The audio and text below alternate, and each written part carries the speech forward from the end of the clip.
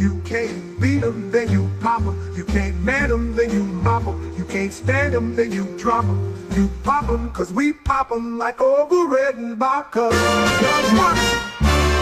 C3, okay, a millionaire. I'm a young money millionaire. Hello, everyone. Welcome back to the Daily Stack. It is Friday, January 16th, our favorite day of the week because it is the Friday Stack. We're bringing it live to you here. It got me, Rob Wallace, with Bitcoin News. We got the two guys from 21 Rates, Jody and Avi. Gentlemen, how are we doing this Friday? Dude, we're going good. Getting ready, dude. Getting ready for the game Monday. So. Wow, you got 48 hours to fret about your alma mater in the biggest college football game of the year. What are the odds? How are we looking right now? It was started off at, what was it? I gotta see. I gotta pull that up live here. Move on to another topic for a second. All right. Well, today we got to talk about something big.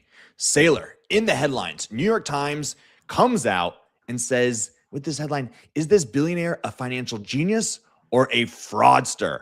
Heavy framing right there in the headline. Fraudster is a very loaded word, and it is framing those who are about to read this long piece on Saylor to think that this man is doing something wrong. But we must dive into the article today to discover what the truth is. But first, let's get those odds. Avi, do you have it pulled up? It was 8.5 is the line, which is surprising. I'll still take Indiana. This is a special year. This is truly one of the coolest things I've seen. We're the most losing franchise in D1 football history, which is crazy. Wow. So this turnaround the last 2 years where we had Signetti came, lost to Notre Dame last year in the playoffs, but I was at the game down in Atlanta last week. It was electric. Like that first play, we got an interception. The crowd just went absolutely nuts. It was one of the coolest experiences I've ever been a part of, and hope to hit some big bets this weekend so I can afford these $5,000 nosebleed tickets or whatever. It's crazy in Miami right now. So you might go. You're still deciding. Nah, it's like the odds of that happening are like 10% probably, but you never know. You can stick by your phone. You make it a phone call from someone, you know. This guy. All right. Well, you've got big national championship dreams, but New York Times has other ideas for Mr. Saylor here. Is this billionaire financial genius of a financial genius or a fraudster? Michael Saylor's financial alchemy thrust an ordinary software company strategy into the center of the crypto frenzy. It all worked spectacularly until now. And then they do this, right? They got him with the laser eyes. He looks like he's sort of in a demonic place here. Demonic. To be fair, Saylor probably posted that picture at some point. It's true. I don't know. Yeah. It's not AI flattering enough. It's not him shirtless boxing a bear. Yeah, that would be more sharper. That'd be more on point for Saylor there. All right, so this is written by Rob Copeland. He definitely doesn't look like he's a fan of the Daily Stack here. He's a finance reporter. Was ferried by luxury van to what was billed as an undisclosed location, later revealed to be a villa for one of the cryptocurrency magnates' parties. So he attended one of Saylor's get-togethers. All right, let's just dive right in. We got to see what this guy says about MSTR. Had you glanced too quickly at the crowd packed into Michael Saylor's Tuscan-style Miami compound, you might have assumed it was just another rich dude's party. There was an all-you-can-eat Jamon Iberico, an ample Versailles-style ballroom where a DJ spun electronic music and a row of friendly attendants collecting shoes at the entryway docked to a yacht, one of the at least three Mr. Saylor owns. Okay, so painting a picture here. Were you guys aware of the 100K party that happened last New Year's Eve? Yes, I had heard. I wasn't there. I'm a plebe, but. Yeah, was not invited either. Some interesting attendees included Gladiator, the formerly famous basement-dwelling MSTR investor, quote unquote, who put his entire family's retirement packages into MSTR and has since set his Twitter account to private. after the price performance of the last year, with, of course, MSTR being down around 60% since the highs. So no, none of us attended the yacht party for 100K, but it seems as if Saylor continues to have such parties since then.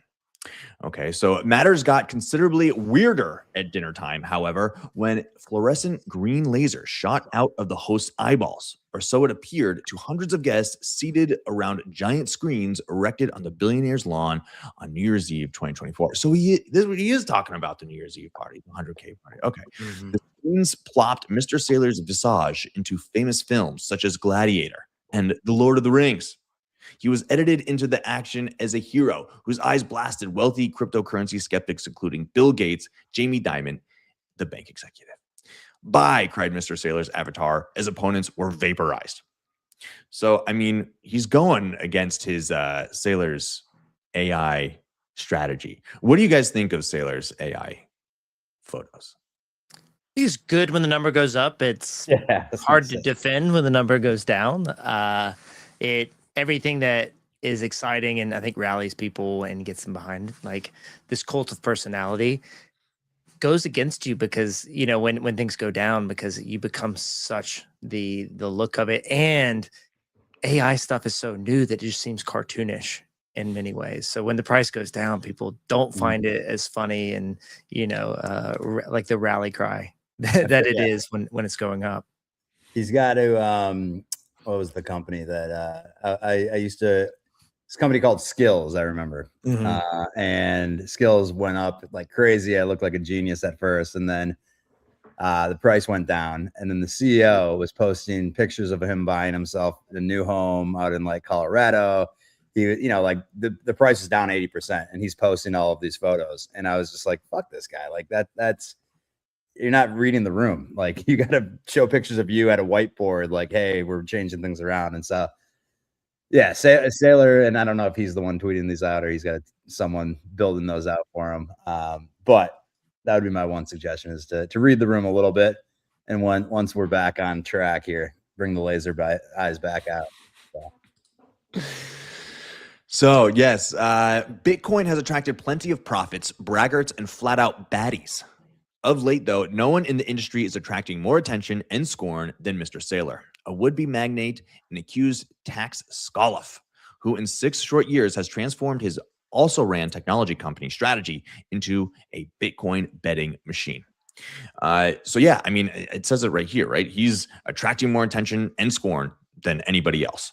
And that's a good thing and a bad thing. But I mean, it seems as if he's sort of built for it. I think Saylor, you look back at his past pictures, it's pretty Playboy stuff, you know, him with models hanging out. He never really shied away from living this party lifestyle. And I think he's the man leading the corporate Bitcoin charge, and he's willing to take the bullets of things like this. So let's see what they have to say about the actual business. Strategy's longtime business is selling corporate software to sort sales data into easier to view reports. This is now more or less beside the point. Mr. Saylor has woven a web of financial tools and borrowing agreements to funnel nearly all of Strategy's available funds into cryptocurrency. Come on, say Bitcoin, a volatile, lightly regulated space that has nothing to do with the company's traditional business. That was on its own remarkably bold or stupid, depending on who is asked. It certainly worked uproariously for a spell. Once a penny stock, Strategy soared to $474 a share last summer as crypto rallied, and the company amassed more Bitcoin as a share of the total world supply than the U.S. government's stockpile of gold at Fort Knox. All right. Whatever happened to that, by the way? With the whatever happened to that? I think that brings up a good point, though. Kind of got swept under the rug. Like, where's the goal?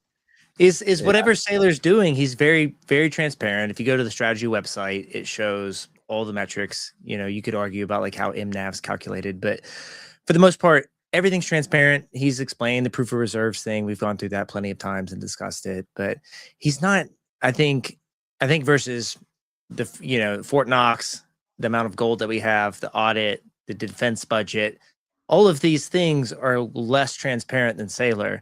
You can certainly like fault him if Bitcoin doesn't take off and doesn't work. And, you know, he was the main face of it, but he's doing so out in public and putting his reputation and money on the line. Yeah, I 100% agree with that. And like, you look, I was just pulling up to see how much fraud happens in TradFi. Like, you don't think about it. Like Wells Fargo gets hit with like a $50 billion fine, slap on the wrist. You know, like you see this happen all the time, and they're happy to pay it because they made 500 billion from it. They're like, it's the cost of doing business, right? Where Saylor, I wouldn't compare him to Trump, but similar. He's in the spotlight, and people just want to fucking hate against him, right? And they're trying anything they can to attack him.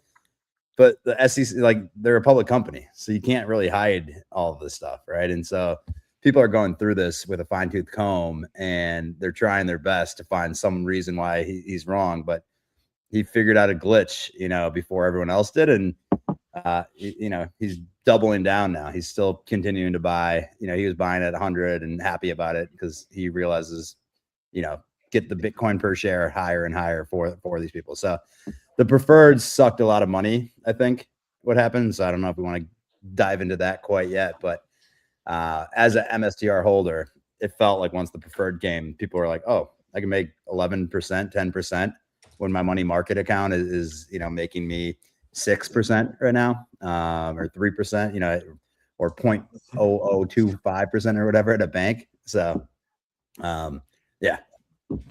All right. Well, speaking of the prefers, have you guys seen this website this week? strc.live. Yes. Yeah, I think it was vibe coded, but brilliantly done. And it shows you how much Bitcoin they're estimated to buy based of the volume of STRC traded on a daily basis. So this week alone, it looks as if STRC was able to raise enough money to purchase 2,427 Bitcoin. And over the last 2 weeks, that comes out to a total of 3,609. So it really does seem as if this guy is just getting warmed up. This guy referring to STRC with volume of over 1.76 million on Monday, a million every single day of the week. Still got half the day left today to see if we can crack the million mark in volume for Friday, the last day of the week. But yeah, they were able to stack a lot of Bitcoin this week based off of STRC. And if you're a common shareholder of MSTR and don't want to be diluted to buy these Bitcoin, this should make you happy. So yeah, ex-dividend week. So good to see the price stabilize even with and stay near 100 even after like the dividend announcement and payout. Yeah, Jody, why does that ex-dividend day crush the shares? So imagine if you're getting paid monthly 11%, and so the day to get paid is say yesterday, the 15th, and so the shareholders get paid 11% of the $100 stock they have. Then theoretically, people would go in right after that and say, there's another 30 days until we're going to get that payment again. So if I'm holding this stock, I'm having to, I'm not going to get that dividend, you know, I'm not going to get that payment. So it drops to say like an 89 because you're accounting for the $11 that were just spent or, you know, paid out via dividend. So especially with like instruments like this that are structured products that like stay pegged around the same, you're really buying it to like hold value, you know, hold value number one versus the dollar. And then number two, you're looking at getting that 11%, just parking cash. So surprising to see it immediately like become, I think that now that it's adopted more and people start to see the value of it, they're like, oh, let's hold this long term and not sell right after the dividend. Yeah, and I mean it's below par, but just 5 cents below par, so it's right there. Yeah, pretty amazing stuff.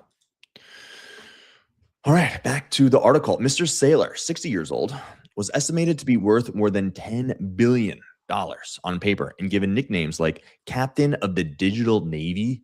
What? I've never heard that one. And more simply, the Messiah. No.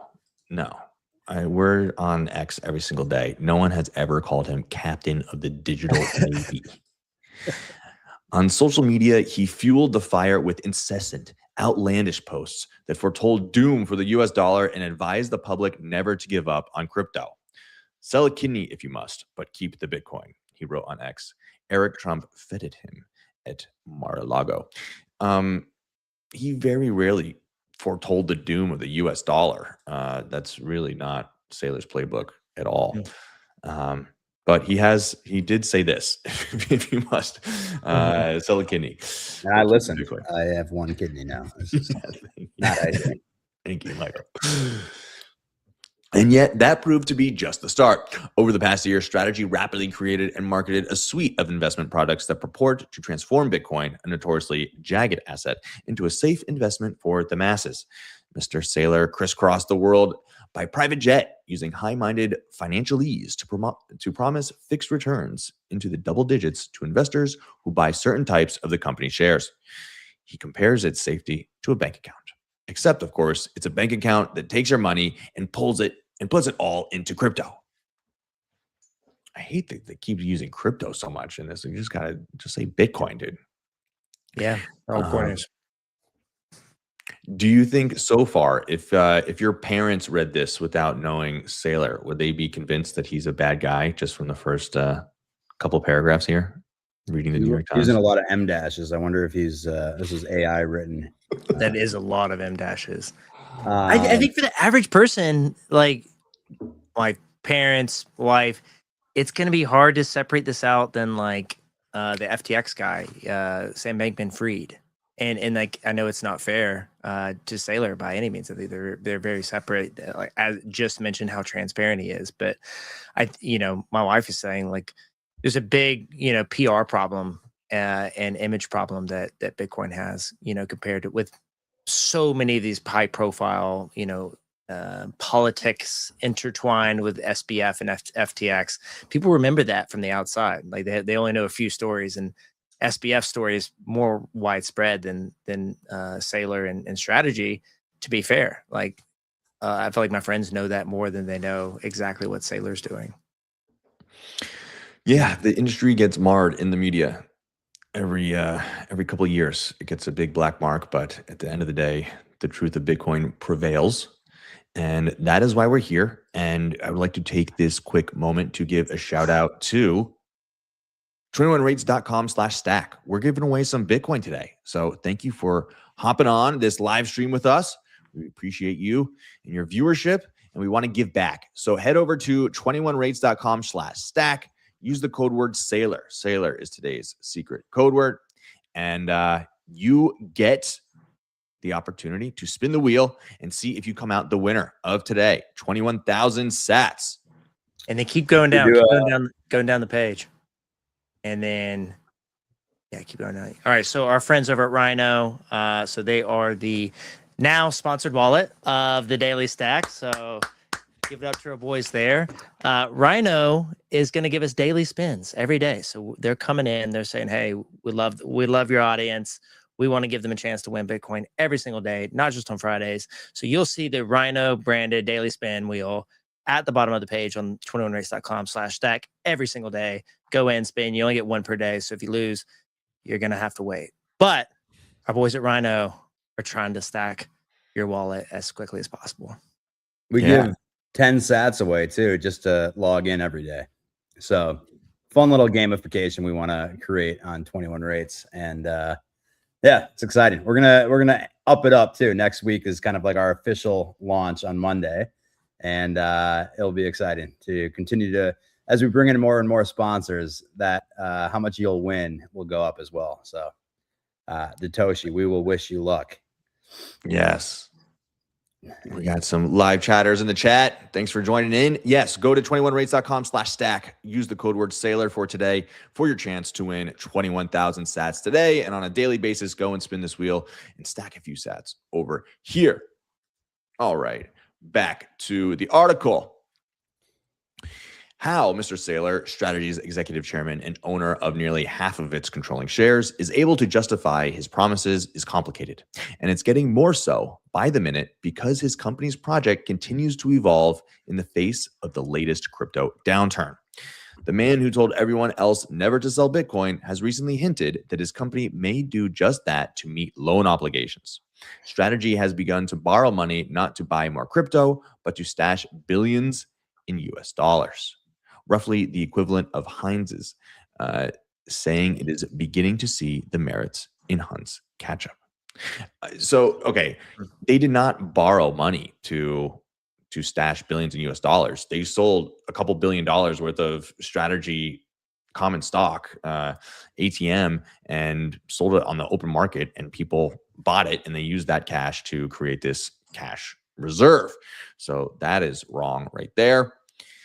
And yes, they did say that if need be, they would sell Bitcoin to meet loan obligations, but this is all theoretical. And every single time that they say that they have enough Bitcoin to meet their loan obligations for over 75 years, right? So they're just making it clear, signaling to the market that these preferreds, the dividends, are going to be paid in perpetuity for the next 75 years, at least with the Bitcoin that they just have today. And they did the cash reserve this year. Like that was specifically just for the haters out there to build a cash position and make all the investors feel safe. We can pay these dividends for a long time. I mean, look at this though. They're in a league of their own. This is all the treasury company data. So they have almost 690,000 Bitcoin, where Marathon's next in line at 53,000. So yeah, it's first mover advantage, to say the least. The moat is unbeatable, and they're going to keep going. Okay, let's get back to this. To skeptics, and there are plenty, even among crypto enthusiasts, it was only the latest sign that Mr. Saylor is a plain old huckster on the edge of unraveling for all to see. Okay, so, I mean, this is pretty pointed language here, Mr. New York Times. What's his name? Mr. Rob Copeland. Come on, man. Like, Rob. This is Rob, another Rob. These Robs, man. These Robs. We got to put you at 1.5 speed here. Yeah, it's a lot there. Strategy stock now trades at two-thirds below its peak, a far steeper slide than Bitcoin. The crypto community is increasingly on edge that if Strategy, its biggest whale, begins selling, the market at large could tip. That would reverberate to more mainstream financial firms like Fidelity, Barclays, and Cantor Fitzgerald, which do business with Strategy, to say nothing of the scores of ordinary investors who bought Mr. Saylor's steady sales pitch. We're not worried about Strategy selling. Yeah. Right? Like, that's just not what's going on here. And it would certainly not bode well for dozens of other companies that followed his lead to load up on crypto, among them Trump Media and Technology Group. So, I mean, I guess that's where this is really coming from, right? And it's all just a veiled dig at Trump. Yeah. Or the quiet little association to try to like fire up, half the New York Times, or probably more of the New York Times reader base. Fire them up. Yeah, they're pissed. But who even reads this anymore, right? The noted short seller, Mark Cohodes, predicts that Strategy will inevitably collapse and dismisses Mr. Saylor as a preacher and a Jim Jones type. "We've stayed away," said John Van Eck, founder of the namesake investment giant and a crypto investor himself. "It's just publicity." What? Van Eck is throwing shade at Saylor? Herb Greenberg, a veteran financial analyst, calls Strategy a quasi-Ponzi scheme in which current investors can be paid back only with money from new investors. Mr. Saylor and representatives for Strategy declined to comment for this article. Asked by CNBC a year ago to address the Ponzi chatter, Mr. Saylor responded, "Just like developers in Manhattan, every time real estate goes up in value, they issue more debt to develop more real estate. That's why our buildings are so tall in New York City. It's been going on for 350 years. I would call it an economy."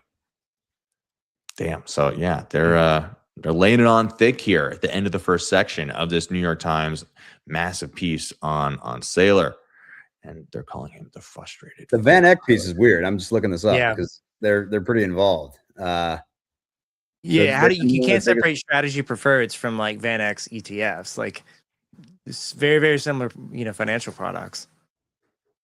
Yeah, they have Strategy is one of the fund's largest holdings with 7.53 weighting for DAP, which is one of their ETFs, and almost 4% for their crypto and blockchain. So, yeah, did we misread that, or did they? Yeah, that seems like an off comment. Van Eck has also said $700 million with them. So that's, yeah, let's write a hit piece here. Van Eck also like said something live on CNBC the last couple of weeks where he's like, I don't know, we're not married to Bitcoin. If something quantum comes up, we'll be willing to move away from it. So some weird comments coming out of Jan Van Eck. You gotta be careful with what you read though, because how many times have you seen a hedge fund pay some publisher to push an article out only for them to be buying, on the back end, right? And so there's, you think Bitcoin or crypto, I was just saying this before to you guys, like how shady sometimes people perceive this industry. Go to Wall Street. That happens all the time in Wall Street, and they get their wrist slapped, and it's not a big deal. Like I was talking about before, it's $50 billion, whatever. It's nothing. So yeah, New York Times. I'll post this one. Lev, big shout out. They are always wrong for the most part. You're always wrong. Okay, so now let's go into Mr. Saylor's history. For much of crypto's history, Mr. Saylor and Strategy weren't in the picture. The suburban Virginia company, originally called MicroStrategy, made its name before the 2000s .com bubble as a vanilla data crunching firm that helped companies such as McDonald's analyze customer information. It had modest revenue and profits, but its stock became a darling as Mr. Saylor emerged as an omnipresent media figure. He had a colorful backstory. A heart murmur reportedly prevented him from becoming a fighter pilot, and a penchant for wild, often unrealized promises. I didn't know about the heart murmur stopping him from becoming a fighter pilot. I did know he did mention that his dad was in the military. I believe his dad was in the Air Force, and he was stationed in New Zealand as a child before later moving to Ohio to go to high school. But yes, sorry for any Ohio listeners, but that is a fall off. Oh wow, Ohio shade over here. Yeah, I have a lot of Ohio shade. Oh wow. Okay, we'll dig into that at some point. Yeah. Sure. This is something I didn't know. Yeah, it's deep. Yeah. Ohio State, maybe they've gotten to your head with the Bulldogs. Yeah. Oh, I see.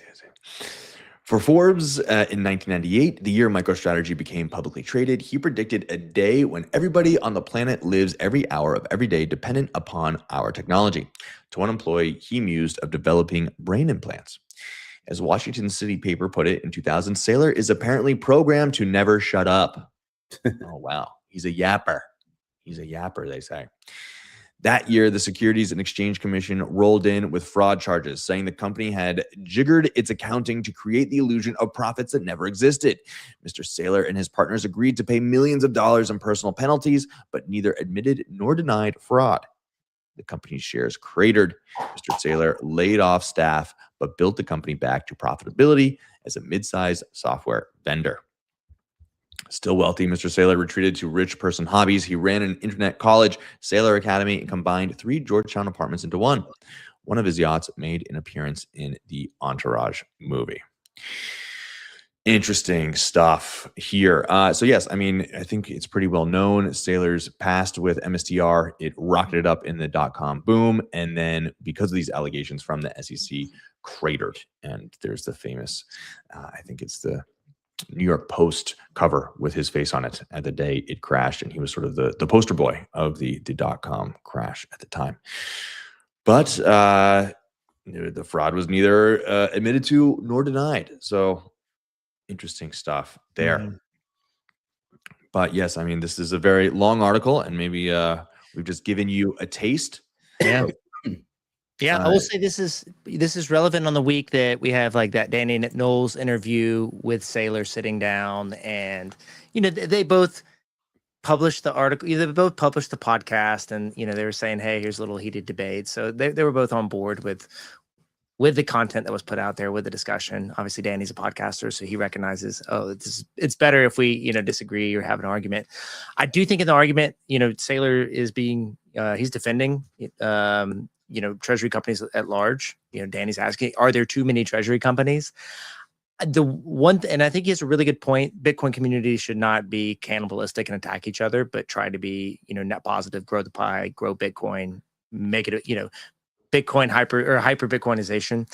The one thing I would love to see that he didn't address is that so many of the treasury companies on the corporate financial engineering side, not talking about preferreds or stretch or the ways to raise capital. It's more on, are they doing these, these SPACs? Are they doing any of these, early investors that can get in via pipes, and they're not being transparent with retail about those. And so retail investors are coming in, with a stock that's at $30 like Naka, but then pipe investors got in at $3. That's the biggest issue. That's the biggest issue, is that like people lost, 90% of the value. I think that's, he should, and I see why, but like he has corporate history, he's been a CEO of a public company for a long time.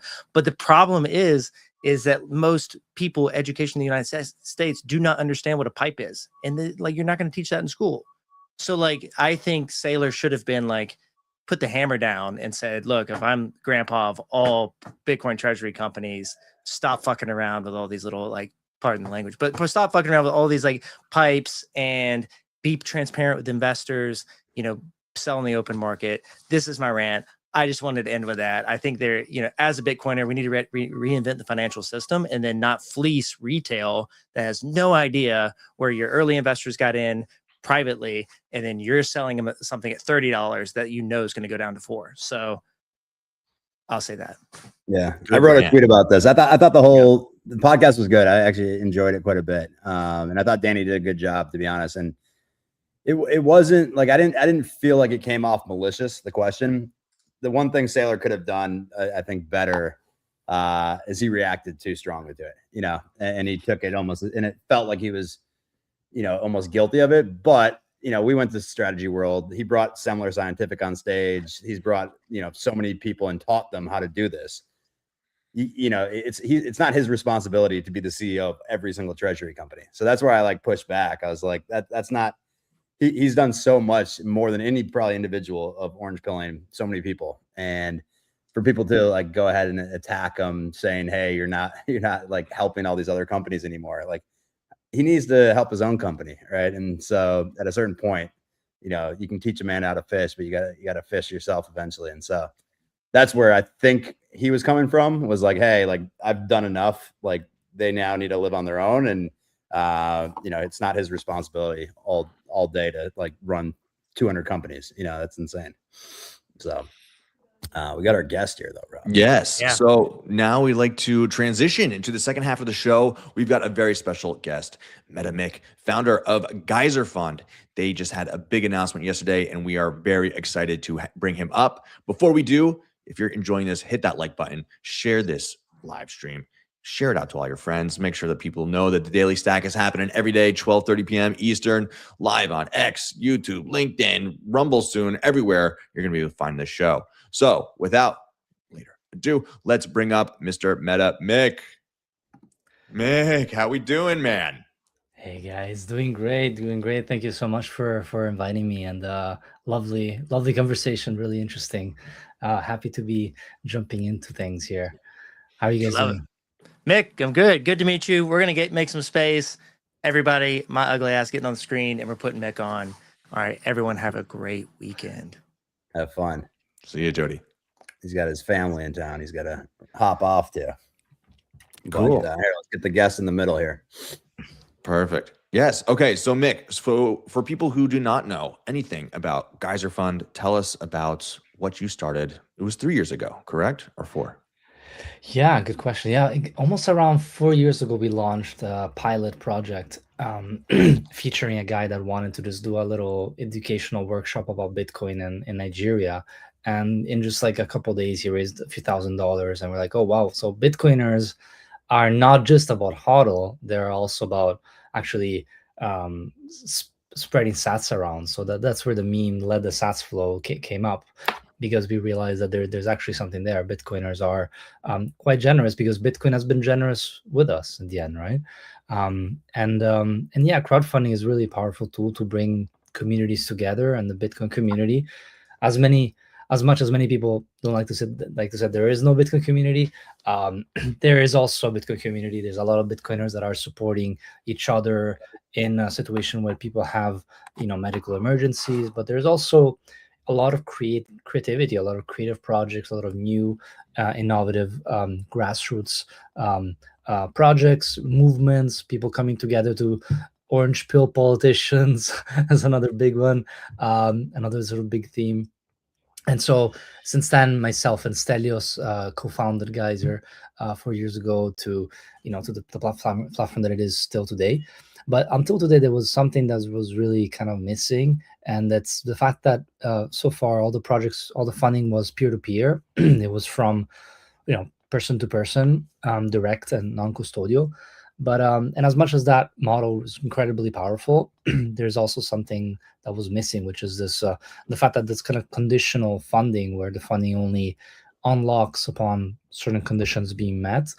And this is what we decided to do now with the All or Nothing. Thank you so much for bringing it up. So yeah, we just launched this yesterday, and it's really just allowing us and allowing creators to raise funds in a way that actually de-risks the project quite a lot, and actually it enables big ideas. Because a lot of times you're like, I have this big idea, I want to get it, but it's going to require a lot of funding. But like, I'm not going to launch it because, I really just need at least this amount. If not, I'm going to have all this money sitting around, and what am I going to do with it? It's super awkward, really. So All or Nothing kind of aligns incentives between creators, contributors, and then if the goal is not met, no hard feelings. The money goes back to the funders. The contributors feel like at ease that they've tried everything they could, and then it just didn't get them as much market feedback as they would have liked. Or market interest. And so it really is quite powerful. We know Kickstarter, runs almost $1 billion of volume a year through this model. Like, it's incredibly, it makes sense. It works, but we wanted it on Bitcoin. And so we built it on Bitcoin, non-custodially. And it just really, really works. You just need a password to kind of store your secret. And don't lose that password. And then if the funds, as a creator, that's how you can withdraw the funds. As a contributor, that's how you can claim them back. So it's really, really simple model. It just needed to be built. We built it. And now we're just really curious to see what people are going to be building with it. What kind of creative projects are going to rise. You guys partnered, I was reading, with Rootstock on that, you said? Yeah, so we built it on Rootstock. And we've yet to kind of detail exactly why it made sense.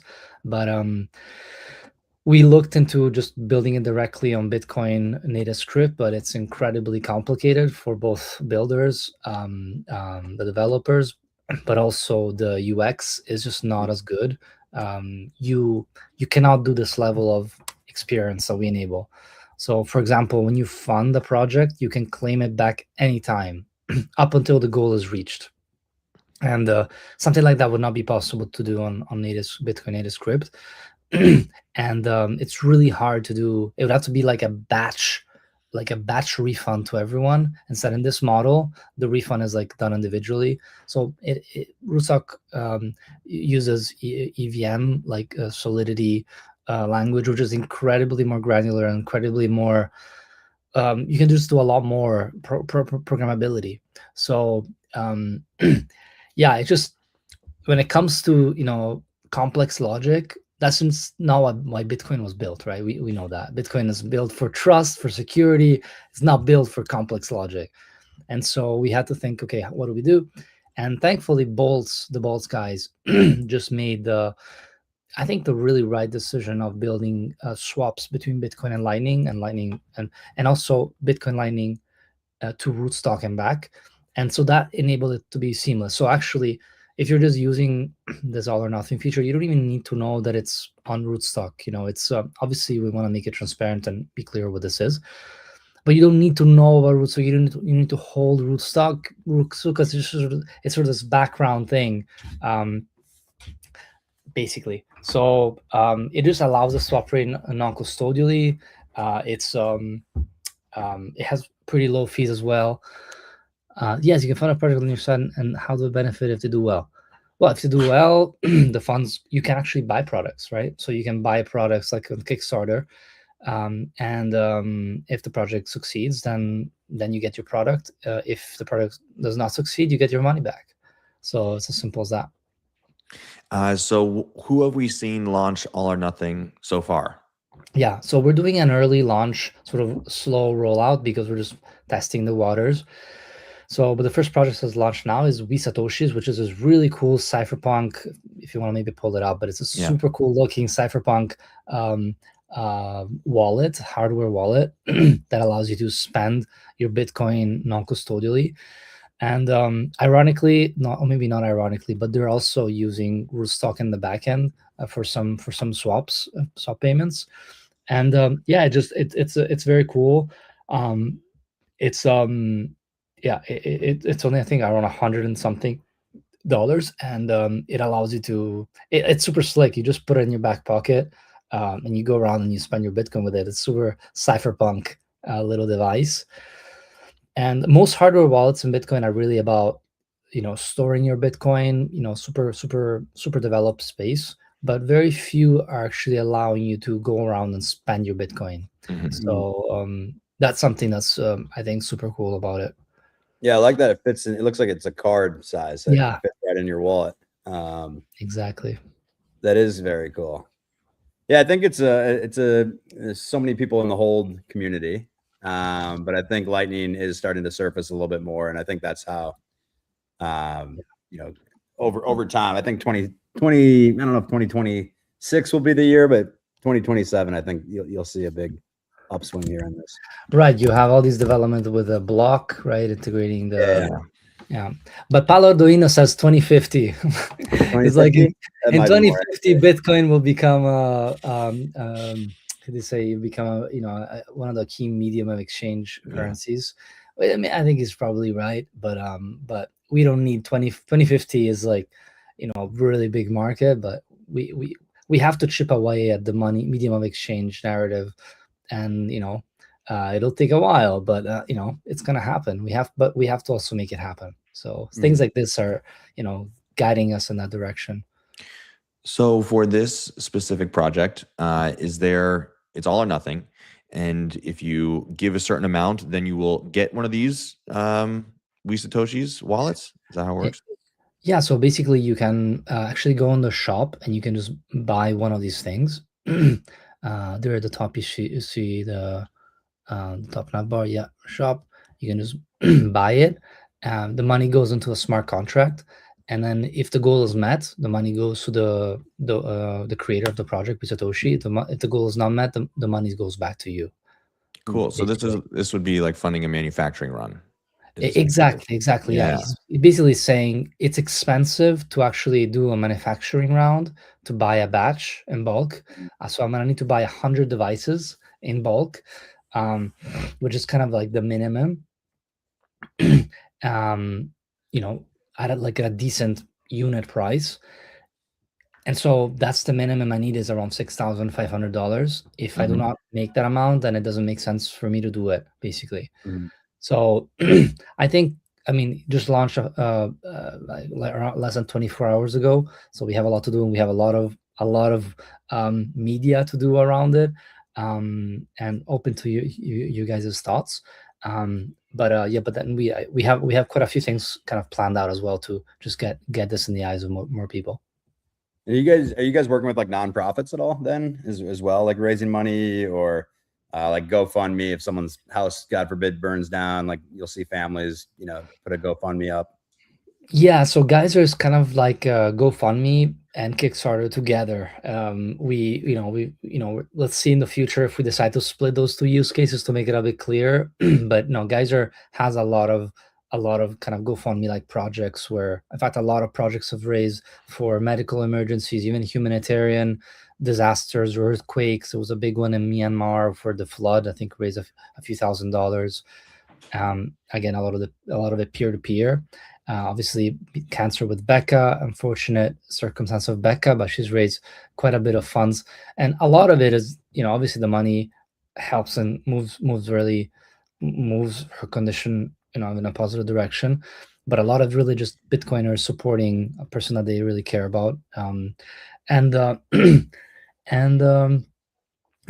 again, earthquakes, floods, natural disasters. There's I think that there was the one in Turkey, Myanmar. Many different use cases that are, and it is really powerful because GoFundMe and Kickstarter only work in like 20-30 countries. And so, and you need a bank account of someone that's based in the United States or Europe So something like this really highlights the power and importance of Bitcoin as a global borderless money. It's it's unfortunate that not everyone has Bitcoin to spend to use this tool. Looking forward, we are looking at integrating also stablecoin payments in a way that also allows us to remain non-custodial, though, because it's really important for us to do that. But yeah, so stablecoin and Bitcoin, I think together can be incredibly powerful. Powerful tool for enabling these experiences. Because again, people in the Philippines, or in this case in Myanmar, cannot raise funds for their, or easily through the main platforms. So Bitcoin can be that really powerful tool that enables and empowers them, and ultimately connects all of us as humans together through this important tool of fundraising.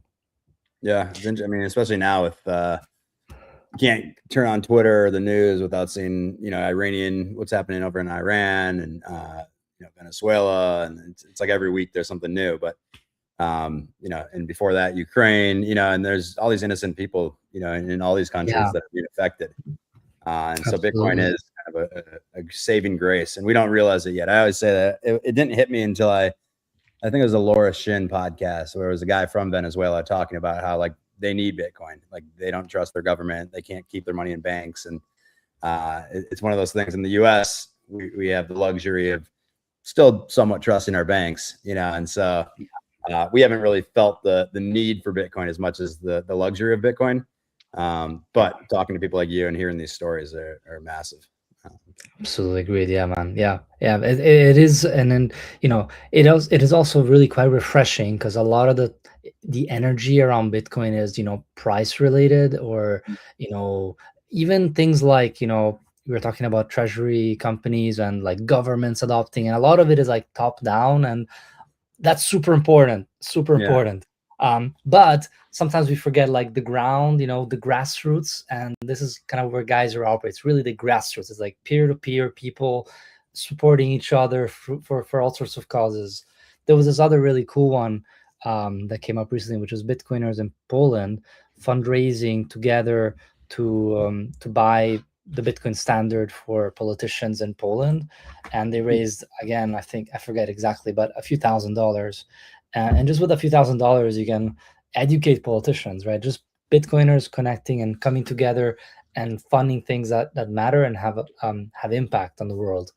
So yeah, really bullish on the grassroots movement in Bitcoin, and I think it's I think by default grassroots is underappreciated and undervalued as sort of the underdog things that are happening, but it's things that can really have huge ripple effects, and also can be incredibly inspiring. Yeah. And so we're in 2026 now, but I know you just put out a review of 2025. So let's go over that. How much Bitcoin did you guys raise in the last year? What were some of the biggest projects, the biggest success stories? And give us a full recap of the year we just had.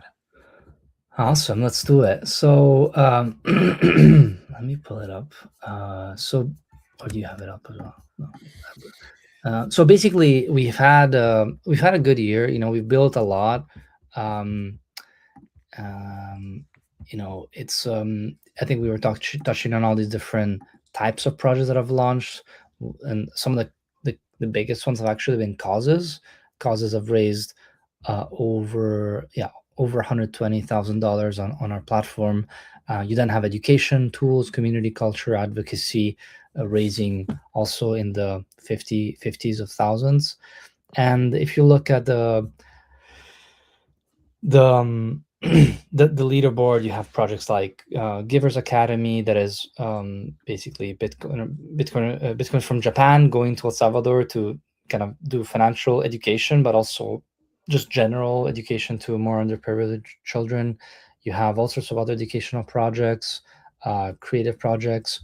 But ultimately, what it tells us is really as we were just saying, that Bitcoiners care about causes that matter, and that sort of empowers people in need. It also tells us that education matters. As I mentioned here in the article, BTC Isla, the Rage Tech the rage, are both really have gone really viral in 2025 and raised a lot of money. And I think that speaks to the importance Bitcoiners place to financial freedom and financial education. I think especially BTC ETH has really exploded in 2025, and likewise on Geyser as much as on X. And so education does remain this important aspect that Bitcoiners care about, that they want to see Bitcoin be spread around the world. Mm-hmm. And then finally, we had some cool tools, new collectibles from Bitcoin trading cards that raised quite a bit.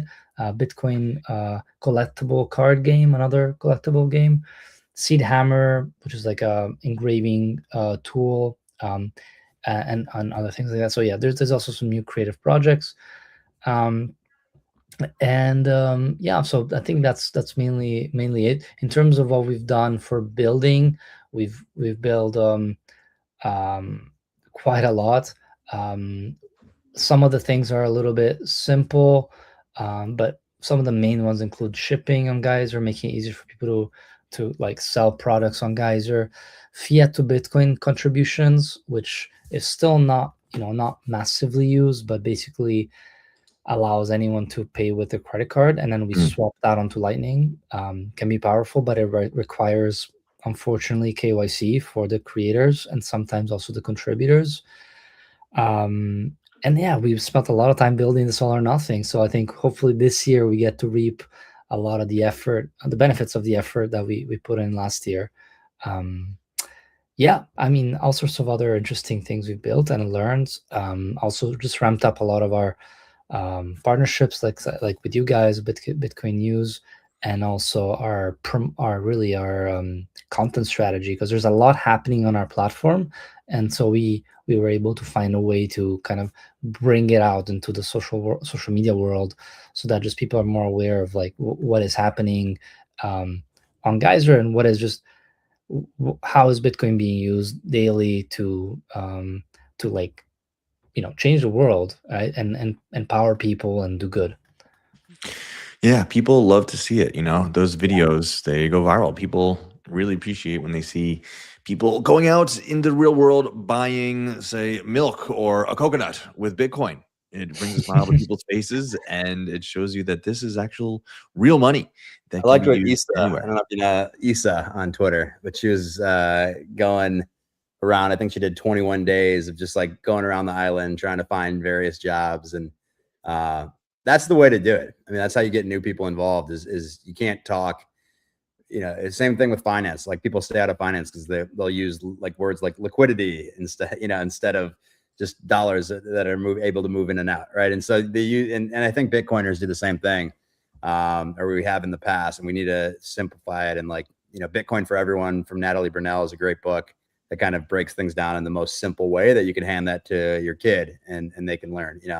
I was just looking up too. I don't know if this is from 2024, so it could have changed either up or down, but about 786 million in cryptocurrency contributions in 2024, 14 times increase from the previous year. So that was 2024. So I don't know if you have 2025 data at all, but people are giving almost $1 billion in crypto donations. So yeah, I don't know the kind of the general data, but I do expect it to go up. I think it was big because of Ukraine in 2024, I think, or was it maybe 2025 as well. But no, it's a no-brainer. And there was another interesting article I read this week. We probably came across it as well, called the Bitcoin companies are dead, and the concept is, there is no, I think it's true that, especially with the acceleration given by the Trump administration, I do think crypto is going to be integrated more and more in all sorts of payment systems, and why not? Companies that have already integrated Stripe, will start. Stripe will start enabling, Bitcoin and stablecoin payments as well. So I mean, I think it's going to be more and more, especially with this regulatory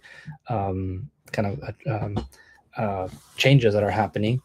So I'm curious. I think it'll go. I think potentially exponential as it becomes sort of accepted to spend and integrate it into the existing financial system. So yeah, I'm excited about that. Yeah. I think it's a necessary and critical step. And since you've been doing this for a couple of years now, when do Bitcoiners tend to be more giving, and when are they more stingy? When the market's up or down, when Bitcoin is popular or not so much? What kind of market sentiment leads to more donations or not? It's a really good question, and I've had several theories as I went and then redeveloped it. At first, I thought. At first, I thought it was really about when Bitcoin would go up, people would be feeling wealthier and would spend more, and I think that's to some extent true. But then looking at the data, you realize that when Bitcoin is more volatile, Bitcoiners spend a lot less. And the reason is because you don't know how to price it anymore. You're like, what's happening? It could go up, it could go down, and so you're just not going to spend. So it's interesting, right? Because Bitcoin as money does depend on this, on sort of is affected by volatility.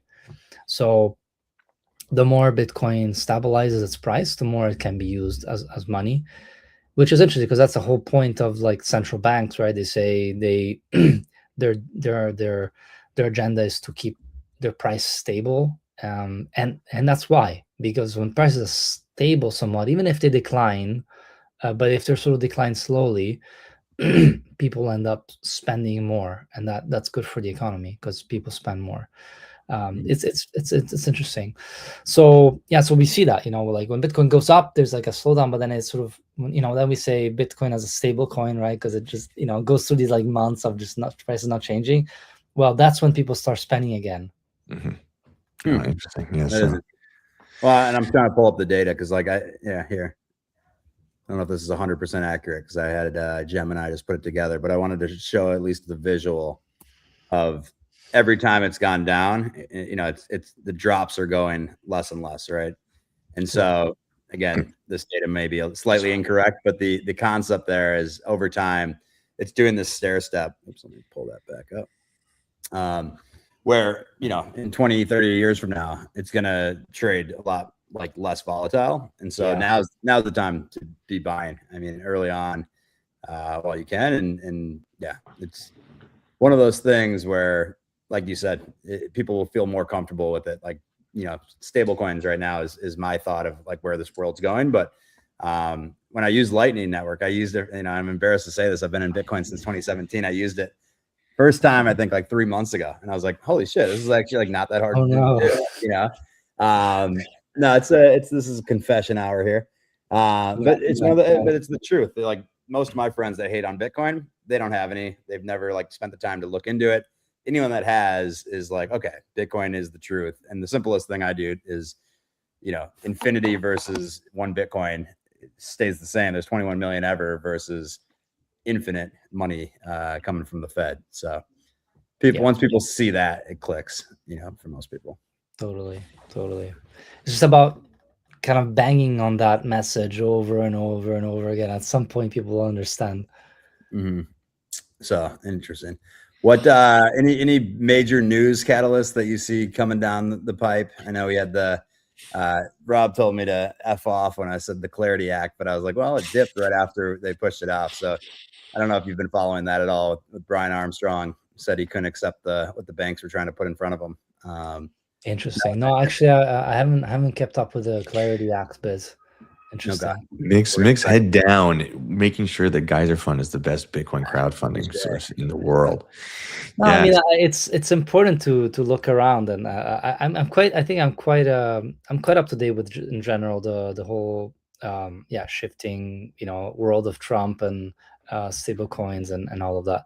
But this particular Clarity Act, I need to inform myself on, so I apologize for that. And yeah, to answer your question, is there anything else coming up? I don't know, man. I'm still trying to process the whole Venezuela story, and I don't know. It's interesting. Obviously, socialism doesn't work. It's not going to be a very sustainable system. and a state system either. But also, thinking further into, or thinking more south into South America makes you think, how far is the United States influence going to go? But anyway, Greenland's next. Yeah, as a European, what's your perspective on Greenland? It seems to be getting the French and the Danes pretty mad over there. Yeah, I mean, it's such a strategic piece that it couldn't be otherwise. I think in some way. I mean, not just the minerals, but the geostrategic significance when it comes to Russia. I mean, I would be worried if I was Canadian as well at this point. Well, we just saw the Canadian Prime Minister go over to China and say that they're excited to work with China on creating the New World Order. So these are pretty choice words. Yeah, there's a map from the 70s that I need to pull up here. So the New World Order. This map shows that it's almost like a prophecy becoming true, because we have Greenland, Canada, and who knows if it's the Gomberg map. If people want to look this up. Interesting. But basically, it was saying like it's going to break down even further. Where I'm surprised that China and Russia are separated like that. It's interesting to see. Who knows? It's pretty crazy. But you see, it was funny being here in New York, is you see all the protesters arguing with the Venezuelans. There's like people from Venezuela that are like, no, we are so happy about what happened here, and like we escaped that. And then you have all these people with signs screaming at them, there, and they're like, no, we live it, and like, trust us, Right. So it's interesting times, to say the least, right now. For sure. Cool. Well, yeah, I mean, we are at the end of our time here, but Mick, tell people where to go for Geyser, find out more, and to follow you. Yeah, absolutely. So if you're interested in just supporting other Bitcoiners that are, either doing, building new products, spreading Bitcoin education, spreading Bitcoin adoption, then go to Geyser.fund. The recent launch around All or Nothing is on Geyser.fund/campaigns.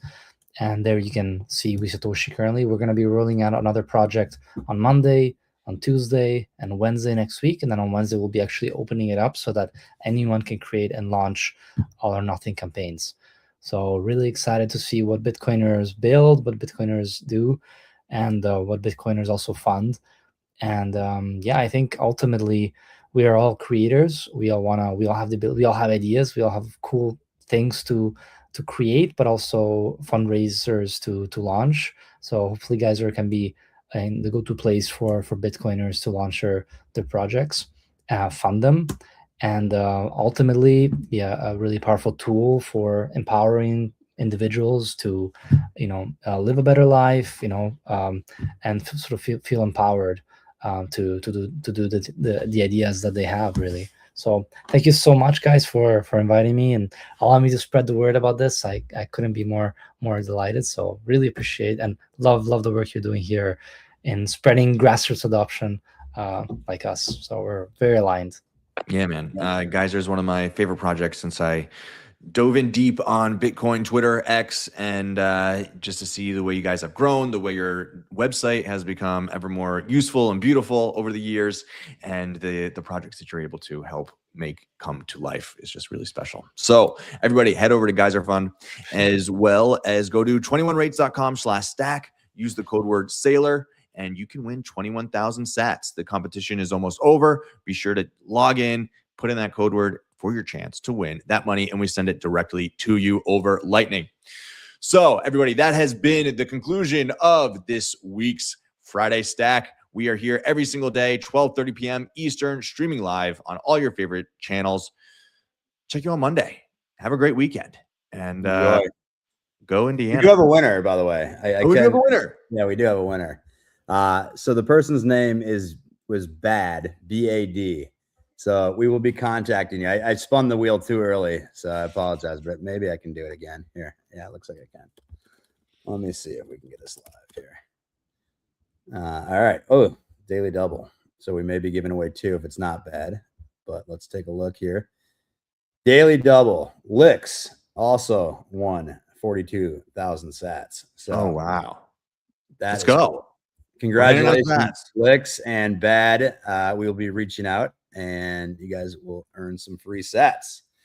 So thanks so much for coming, Mick, and everyone enjoy the weekend. And yeah, come in every day. We're doing the daily stack now. So Monday, Tuesday, Wednesday, Thursday, Friday, every weekday, we will be here and come and enjoy and earn some free money from our sponsors. So it's fun.